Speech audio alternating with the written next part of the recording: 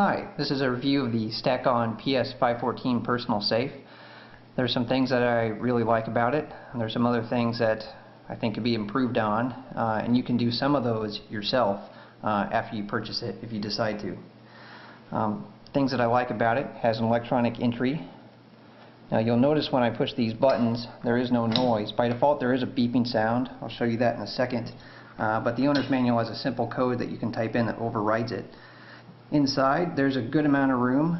For reference, here's a Blu-ray disc being placed in there. So there's a decent amount of room in there. There's plenty of room for more than one handgun and ammunition, which from the reviews I think that's what a lot of people are buying it for. The 4 points of light that you see in the back, those are mounting holes. There's also 4 on the bottom here. You can mount it either on the back or on the bottom with the included hardware. Put it into a stud or something to try to secure it into a closet. It comes with a shelf that's removable. I have the inserts in at the moment. It comes with foam pads. Now when mine arrived, one of the plastic inserts on the shelf was broken. It was rattling around, but it was pretty easy to fix. I used a twist tie that I bent up and put some tape in. Secured it pretty well. Another thing that I'll point out on the door here is when it arrived, the pads that it came with were compressed quite a bit, so that when the door shut it rattled around. I just put on some door pads that for cabinet doors that I got at Home Depot. Really simple to take the old ones off and put these on. Now when it's closed, it's very secure, doesn't rattle around. So the default noise that it makes when you get it are beeps like this. And the owner's manual has a very simple code, *633, and now when you punch stuff in, it doesn't make any noise. So I mentioned there's some things about it that I don't particularly like, or in terms of the security, and those are the things that I'd like to go through now. Some things that you can do. So when you first get it, open it up. Here is the battery compartment. It comes with the 4 batteries, which is a nice touch. Back here is a red reset button. This is to reset the code. So it comes with a code from the factory, I believe, and then you can push this to reset it. This is one of the security things that I like to talk about. But before we go any further, I'm going to unscrew that door so that you can see this. Now, for anyone worried that I'm about to give away the keys to the kingdom by showing this stuff, you can find all of this on YouTube. In fact, when I got this safe, I was a little nervous about the security on it, because unlike another safe that I have, this has either the electronic keypad or it has a single override key to get into it. So I started looking on YouTube, and you can find all of this on YouTube, other websites. It's very easy to find this information. So I'm not going to give away anything that I haven't found myself. So taking this door off, you can see in the door, here's the battery compartment, here's the reset button, and all of these go to a circuit card right here. So this is what's attached to the dial. Here are the 2 bolts that secure the door. Twisting the outside knob moves this. So here are the bolts that keep the door closed. You'll see when I close it, there's a solenoid here, or there's a bolt that pops into place that prevents the bolts from opening. So when you enter your code, you'll see what happens.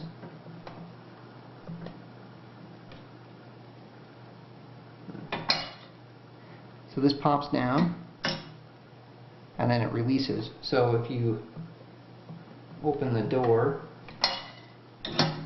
it'll go over the top of that solenoid. So this solenoid is one of the things of concern here. If you look it up online, and again, I'm not giving away anything that you know, your teenage kids, even younger, are going to find if they have any interest at all in getting into one of these safes. I mean, the information is everywhere, so just be aware of it. Is that this solenoid here, I can just press it, and here's the key override. This lever goes down and pushes this down, moves it out of place, and then you can open this up.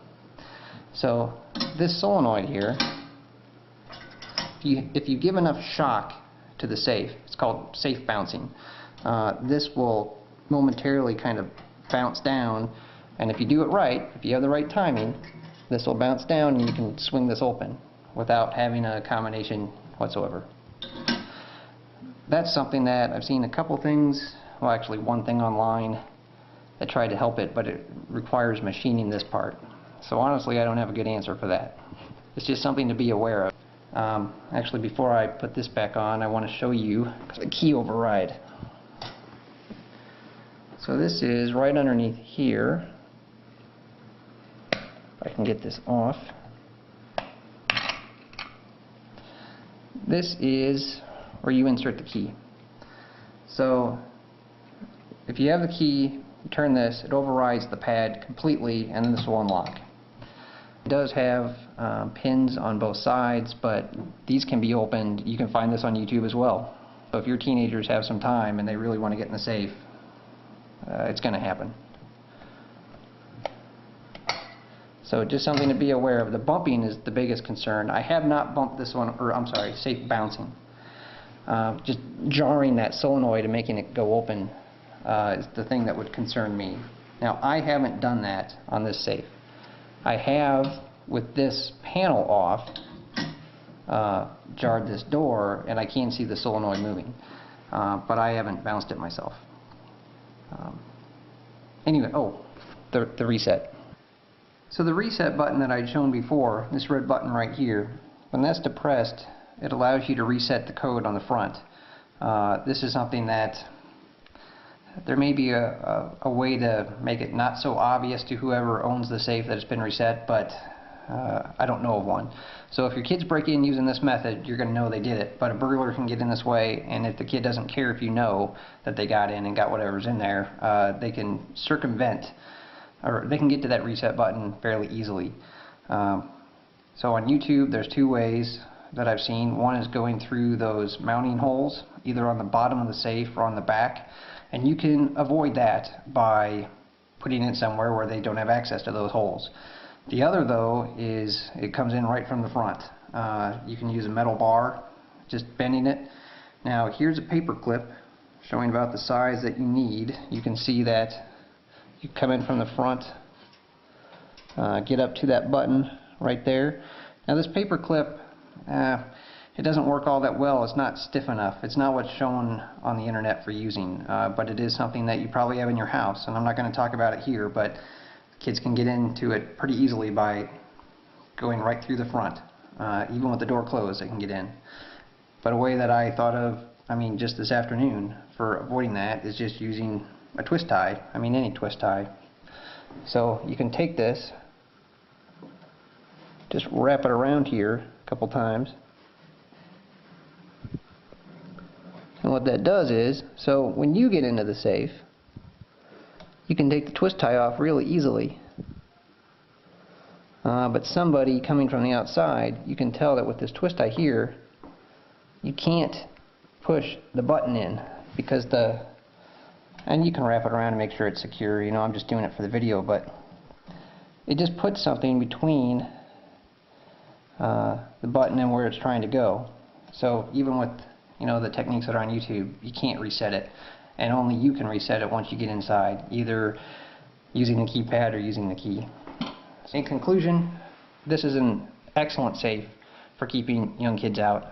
This is unquestionably much more secure than keeping something in a drawer. For keeping your kids out. For keeping a burglar out, I don't know, it's questionable whether or not it's better to hide something or put it in here, because there's ways to get in that aren't that difficult, and a burglar who knows what he or she is doing will get into it.